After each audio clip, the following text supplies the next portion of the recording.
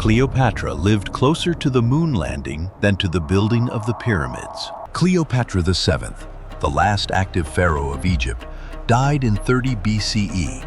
The Great Pyramid of Giza was completed around 2560 BCE. Neil Armstrong walked on the moon in 1969 CE. Do the arithmetic, and an uncomfortable fact falls out immediately. Roughly 2,500 years separate Cleopatra from the pyramid builders, while only about 2,000 years separate her from the Apollo 11 landing. Cleopatra lived closer in time to a human being walking on the moon than to the construction of the monument most people instinctively associate with her. The claim sounds like internet trivia engineered purely to be shared, and it gets repeated online often enough to feel suspicious for that exact reason. It checks out completely. Using Cleopatra's death in 30 BCE as the reference point, the Great Pyramid predates her by roughly 2,530 years. The moon landing follows her death by roughly 1,999 years. Even using her birth year of 69 BCE instead narrows the second gap to about 2,038 years against a pyramid gap of roughly 2,491. And either calculation lands on the same uncomfortable conclusion. The pyramids were not simply old by the time Cleopatra sat on Egypt's throne. They were ancient to her, in almost exactly the way the fall of the Roman Empire is ancient to a person alive today. A monument from a past so distant that an educated Egyptian in the 1st century BCE could only really study it, not remember any living connection to the people who built it. That single fact reorganizes almost everything popular culture assumes about the relationship between Cleopatra and the older monuments so often placed beside her image in paintings, films, and tourist posters. The depth of time before Cleopatra. The scale of that gap only becomes real once the intervening centuries are actually walked through rather than left as an abstract number. The Great Pyramid rose under Khufu during Egypt's 4th dynasty, somewhere around 2560 BCE, at the height of the Old Kingdom's pyramid-building era. That era eventually collapsed into the political fragmentation of the First Intermediate Period, roughly 2 centuries of disunity before Mentuhotep II reunified the country and opened the Middle Kingdom around 2055 BCE, a full 500 years after Khufu's reign had already ended. The Middle Kingdom itself later gave way to a second fracture, the Second Intermediate Period, marked by the Hyksos occupation of the Nile Delta, before Ahmose I expelled them and launched the New Kingdom around 1550 BCE, the era of Hatshepsut, Akhenaten, and Ramses II. Itself another 5 centuries removed from the pyramid builders, it's still revered as ancestors. By the time the New Kingdom finally dissolved into the Third Intermediate Period, around 1070 BCE, native Egyptian rule had already cycled through unification, collapse, and reunification twice, and Khufu's pyramid was already older, measured from that vantage point, than the entire span separating ancient Rome from the present day. Persian conquest arrived in 525 BCE, when Cambyses II folded Egypt into the Achaemenid Empire as a subject province, an occupation broken only briefly by roughly 60 years of restored native rule under the 28th through 30th dynasties, before a second Persian conquest returned Egypt to foreign control in 343 BCE. That second occupation lasted barely a decade before Alexander the Great's conquest in 332 BCE swept Persian rule aside entirely and installed the Macedonian Ptolemaic dynasty that would eventually produce Cleopatra herself. Born in 69 BCE, roughly 2,500 years and no fewer than 3 full cycles of Egyptian rise, collapse, and foreign conquest after Khufu's reign had ended. Each of those intervening eras left its own monuments, its own dynasties of named, individually documented rulers, and its own political crises, meaning the distance between Khufu and Cleopatra was not simply a long stretch of unchanging tradition. It was a genuinely eventful, multi-act history in its own right. with as many rises and falls packed into it as any other multi-thousand-year civilization anywhere in the ancient world. Manetho, the Egyptian priest historian who compiled a king list for the Ptolemaic court in the 3rd century BCE, organized this entire span into 30 formal dynasties, a classification system modern Egyptologists still use today, itself a sign of how much internal structure and periodization Egyptians closer to Cleopatra's own era already recognized within their own deep past, even without any of the archaeological tools later scholars would use to verify it. The Middle Kingdom that followed the First Intermediate period produced its own major monuments and reforms, including extensive irrigation projects around the Fayum Depression under Amenemhet III, and a body of literature, including the story of Sinuhe, that later New Kingdom scribes would study as classical literary models, roughly the way modern students study centuries-old texts today.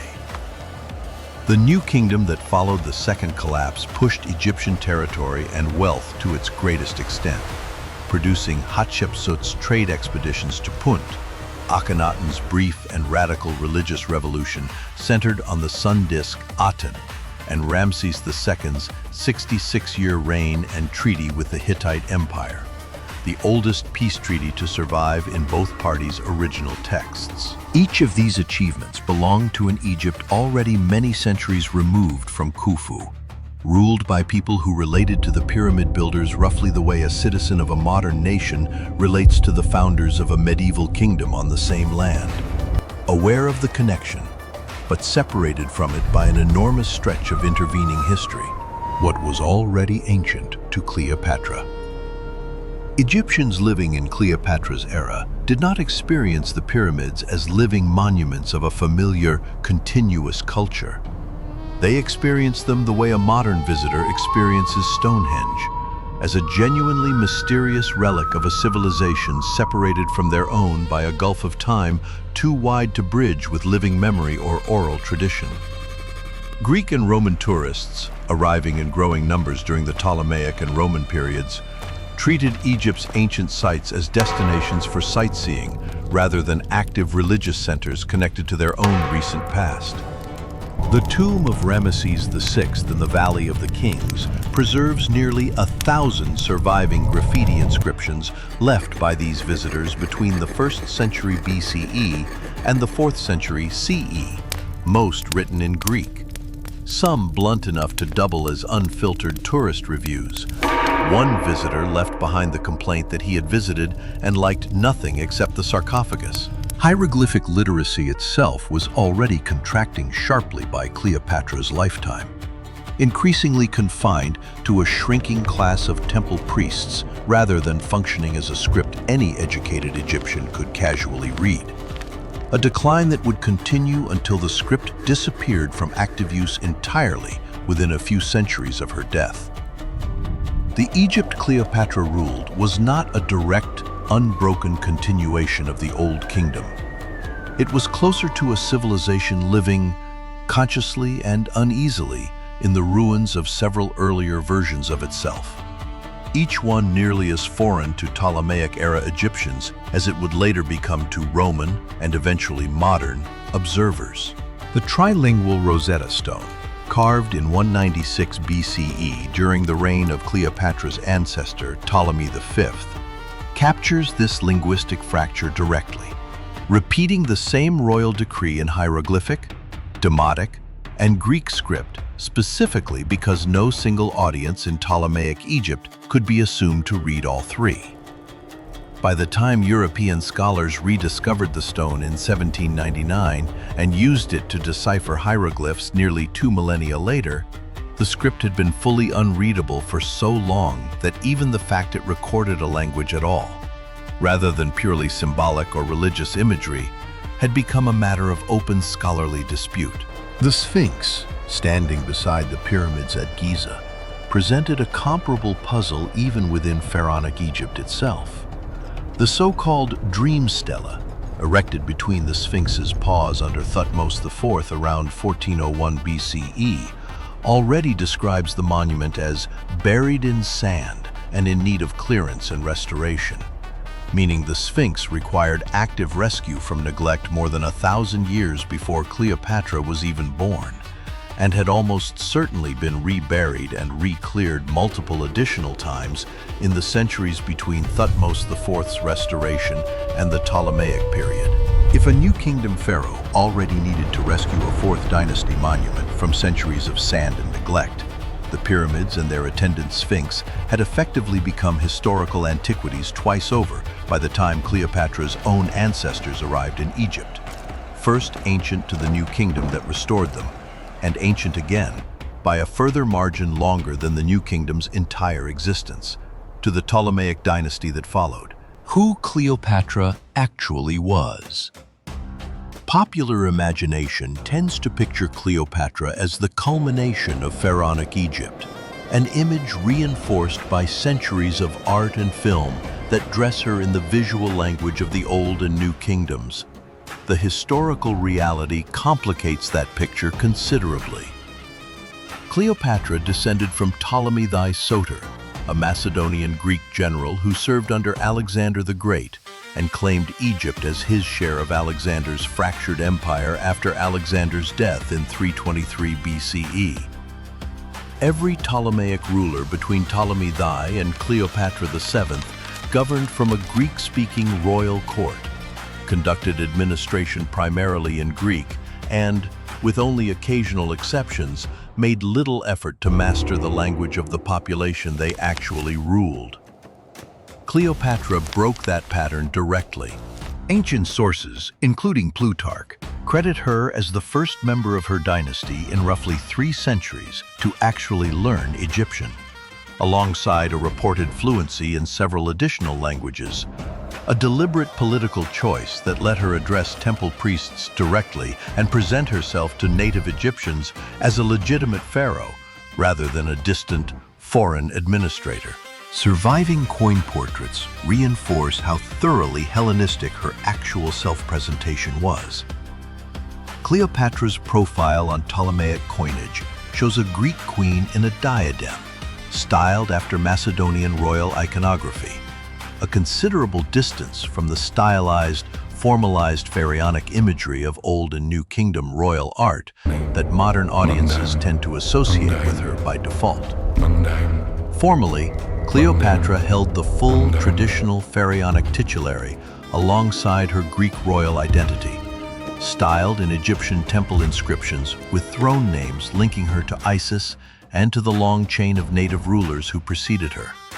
A deliberate act of dual self-presentation that let her claim legitimacy in front of 2 audiences, an Egyptian priesthood that expected pharaonic continuity, and a Hellenistic court culture that recognized only Greek dynastic legitimacy. Simultaneously, this dual identity was not unique to Cleopatra personally, so much as a structural feature of how the Ptolemaic dynasty had governed Egypt from the very beginning. Ptolemy I and his immediate successors had deliberately built Alexandria as a new Greek city, physically separate from Egypt's older religious and administrative centers at Memphis and Thebes.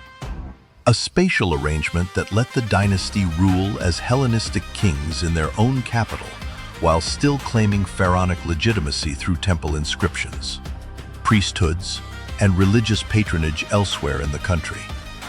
A governing strategy stretched across roughly 3 centuries before Cleopatra inherited, and then more actively than any predecessor, tried to genuinely bridge it. Her actual world.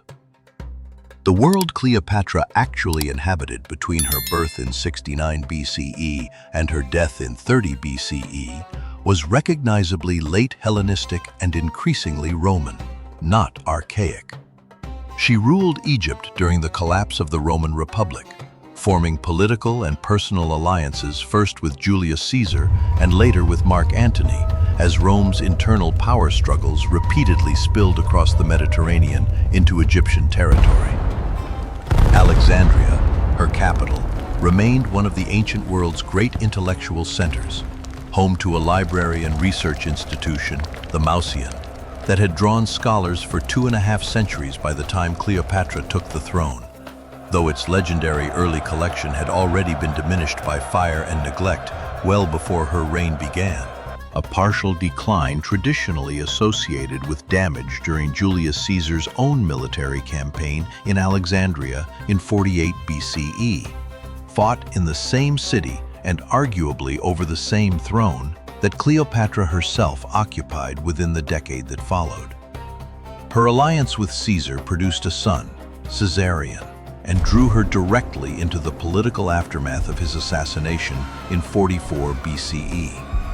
Her subsequent alliance with Mark Antony pulled Egypt fully into the civil war between Antony and Octavian that ended in 30 BCE with Antony's suicide. Cleopatra's own death shortly after, and Octavian's annexation of Egypt as a personal Roman territory, closing out the last independent Egyptian monarchy in a matter of months. Technological sophistication elsewhere in the Hellenistic world during roughly this same period makes clear how far removed Cleopatra's era actually was from the Pyramid Age. The Antikythera mechanism, a bronze-geared device built to calculate astronomical positions and eclipse cycles with a complexity involving over 30 separate gear wheels, was constructed sometime in the 2nd or early 1st century BCE, squarely within a few generations of Cleopatra's own lifetime, and represents a level of mechanical engineering historians once assumed the ancient world could not have reached until medieval clockmaking more than 1,000 years later. The device was recovered from a shipwreck off the Greek island of Antikythera in 1901, and its full mechanical complexity was not properly understood until X-ray and CT imaging studies conducted in the early 21st century finally let researchers map its internal gear train without physically disassembling the corroded original, meaning modern technology needed roughly a century of its own to fully catch up with what Hellenistic engineers working in Cleopatra's broader era had already built. Everyday material culture in Cleopatra's Alexandria looked correspondingly less like the popular image of ancient Egypt and more like a cosmopolitan Hellenistic port city. Greek was the administrative and literary language of government. Egyptian temples continued operating in parallel under their own priesthoods, largely left to manage their own internal religious affairs, and the city's population included Greeks, Egyptians, Jews, and other Mediterranean communities living under a single Ptolemaic administration that, whatever its instability at the top, presided over one of the wealthiest and most commercially connected cities in the entire Mediterranean world. The second gap. The roughly 2,000 years separating Cleopatra's death from the Apollo 11 landing were, if anything, even more eventful than the 25 centuries that preceded her. That span absorbed the entire rise and fall of the Roman Empire in the West, the 1,000-year continuation of Roman institutions in the Byzantine East, the emergence and rapid expansion of Islam across a territory stretching from Spain to Central Asia, the European Middle Ages and Renaissance, the scientific revolution, and an industrial revolution that reshaped how human societies produced food, energy, and goods more radically than any development in the preceding several thousand years combined.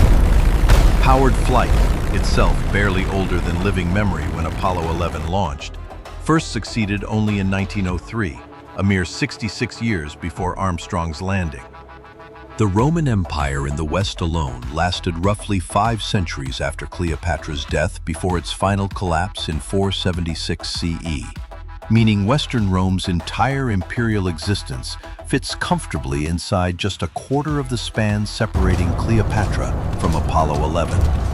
With the Byzantine continuation, the rise of Islam, the Crusades, the Mongol conquests, the printing press, the European voyages of exploration, and 2 world wars still left to fit into the remaining 15 centuries before anyone reached the moon. Gunpowder, the printing press, and eventually powered flight all arrived within that second gap as well, each one representing a leap in technological capability that dwarfs anything separating, say, Old Kingdom stone tools from New Kingdom bronze working. which makes the second gap not merely equal in length to the first, but very plausibly denser in the sheer volume of technological and political change it contains. Placed side by side, the two gaps flanking Cleopatra's lifetime are almost the same length, yet feel utterly asymmetrical to a modern observer, largely because one gap is filled with historical developments that feel immediate and familiar, while the other, stretching back into the Old and Middle Kingdoms, reads as an undifferentiated, distant past. That asymmetry says considerably more about how the human mind organizes historical time than it does about the actual chronology involved. More broken intuitions. Cleopatra's timeline is not an isolated curiosity. Similar comparisons turn up throughout deep history once anyone bothers to check the actual dates rather than rely on an intuitive sense of ancient as a single, undifferentiated category. Woolly mammoths, popularly imagined as strictly Ice Age animals that vanished tens of thousands of years before any human civilization existed, in fact survived in a small, isolated population on Wrangel Island in the Arctic Ocean until roughly 1650 BCE, nearly 1,000 years after the Great Pyramid was already standing. Meaning mammoths and the pyramids briefly coexisted on the same planet for a span longer than the entire history of the United States. Genetic studies of that final Wrangel Island population found signs of severe inbreeding and accumulated harmful mutations, the biological cost of a herd of roughly 500 animals living in total isolation for thousands of years after the mainland population disappeared, likely affecting their fertility and sense of smell in the centuries immediately before their eventual extinction. Whoever supervised the final stages of pyramid construction at Giza could have, in principle, sailed north for long enough and still found living mammoths at the far end of the journey. An image that sits uneasily against the popular assumption that pyramids and mammoths belong to two entirely separate chapters of world history. A comparable jolt appears much later in history. Teaching at Oxford University began no later than 1096 CE, while the Aztec capital of Tenochtitlan was not founded until 1325, and the Aztec Empire itself, as a formal political alliance among Tenochtitlan and two neighboring cities, did not exist until 1428. Oxford had already been operating as a center of teaching for more than 3 centuries before the civilization now popularly treated as a byword for ancient American history had even begun. Each of these comparisons works the same way Cleopatra's timeline does, taking two things the popular imagination files under entirely different eras and demonstrating they were, in fact, close enough in time to have coexisted or nearly overlapped. A third example sits even closer to home for anyone studying Egypt specifically.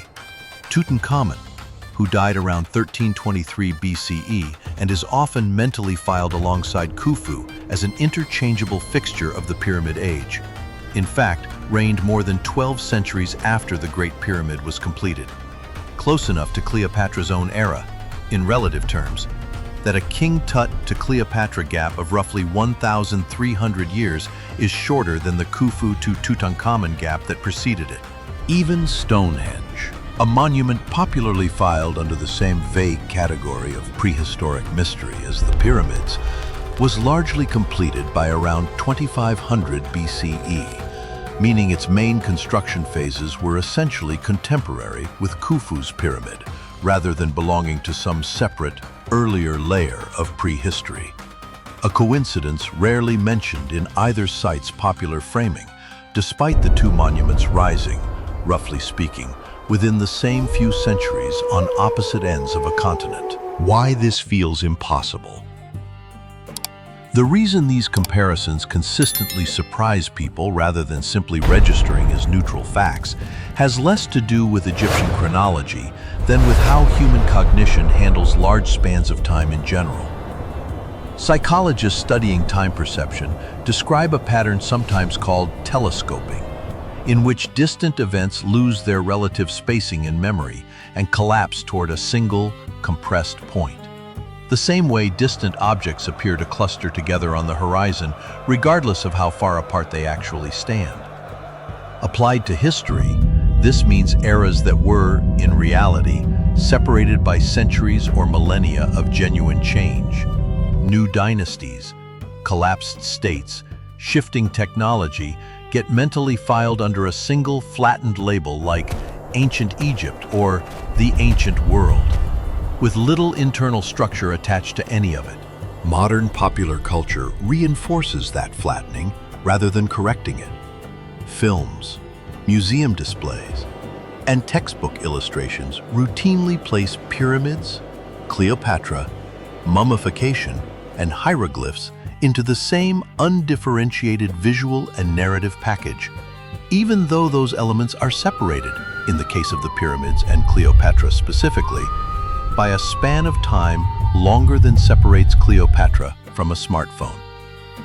The compression is not a failure of historical knowledge, so much as a natural limitation of how human memory and imagination organize anything that stretches meaningfully beyond a single human lifetime. A person can hold their own lifetime, and perhaps 2 or 3 generations on either side of it, in genuinely differentiated memory. Beyond that horizon, without deliberate study, the mind defaults to broad categories: ancient, medieval, modern, rather than the granular, dynasty-by-dynasty structure historians actually work with, which is exactly the gap a single well-chosen comparison, like Cleopatra and the moon landing, is able to jolt into view. Museum design compounds the same distortion in a more literal, physical way. Egyptian collections are routinely displayed as a single, continuous gallery, moving from Old Kingdom statuary to Ptolemaic coffins across a few dozen meters of floor space. An exhibit design that, whatever its practical necessity, visually implies a continuity and proximity that the underlying chronology does not actually support. A visitor can walk the entire span of Egyptian dynastic history in the time it takes to cross one room, an experience that compresses 3,000 years into a physical distance measured in footsteps, reinforcing exactly the kind of flattened, undifferentiated ancient Egypt popular imagination already defaults to. Legacy. Modern archaeology has spent the past 2 centuries doing the slow, unglamorous work of pulling ancient Egypt's compressed timeline back apart into something closer to its real shape. Dynasty by dynasty, collapse by collapse, reconstructing a 3,000-year span that popular memory still tends to flatten into a single, golden, static image. Cleopatra herself becomes a considerably more interesting figure once that flattening is undone. She was not the face of a civilization at its origin or its height. She was a Greek-descended ruler presiding over the tail end of an empire so old that its own founding monuments had already passed through more than 2,000 years of decline, tourism, and half-remembered myth before she ever set foot in front of them. The Great Pyramid, meanwhile, keeps doing what it has done since long before her reign and has continued doing ever since. Standing at Giza, indifferent to how many more centuries pass before someone else, in some future no one alive today can picture clearly, ends up closer in time to the present moment than to the age of pharaohs. Chronological closeness turns out to carry its own cruel irony, one the whole comparison quietly obscures. Tutankhamun, who reigned more than 12 centuries before Cleopatra was even born, has a face modern audiences know intimately, preserved in a nearly untouched tomb that Howard Carter opened in 1922, and that gave researchers a complete body, a full set of grave goods, and eventually a detailed genetic profile of his entire family. Cleopatra, despite living so much closer to the present, has no equivalent. Her tomb has never been found. Archaeologist Kathleen Martinez has spent roughly 2 decades excavating the submerged temple complex at Taposiris Magna, west of Alexandria, hunting for it, turning up coins bearing Cleopatra's profile, statuary, and, in 2025, the remains of a sunken ancient harbor, without ever producing conclusive proof the queen herself is buried there. Other prominent Egyptologists, including Zahi Hawass, have publicly broken with the project, doubting the site entirely. Her bloodline vanished from the record almost as completely as her body did. Caesarion, her son with Julius Caesar, and the only child with a plausible claim to rule Egypt in her place, was executed on Octavian's order within weeks of her death, specifically to end that claim permanently. Her 3 children with Mark Antony survived Octavian's conquest, and her daughter Cleopatra Selene II went on to rule Mauritania as queen. But even that surviving line closed out within 2 generations, when her grandson Ptolemy of Mauritania was executed on the Emperor Caligula's order in 40 CE. Being closer to the moon landing than to the pyramids, it turns out, guaranteed Cleopatra nothing about how well the following 2,000 years would actually remember or preserve her. Roughly 2,000 years from now, whatever event future historians treat as their own equivalent of a moon landing will very likely sit closer, on a timeline, to the year 1969 than the year 1969 sits to Cleopatra. A recursive version of the same trick that makes her own timeline so unsettling, and a reminder that every era eventually becomes someone else's ancient past, measured out in exactly the same unforgiving arithmetic. Cleopatra never knew any of this, of course. She died believing herself the inheritor of an old and storied kingdom, not realizing she was closer, chronologically, to a species that would one day leave footprints on another world than to the ancestors who had raised the stone she could still see rising over the desert outside her own capital.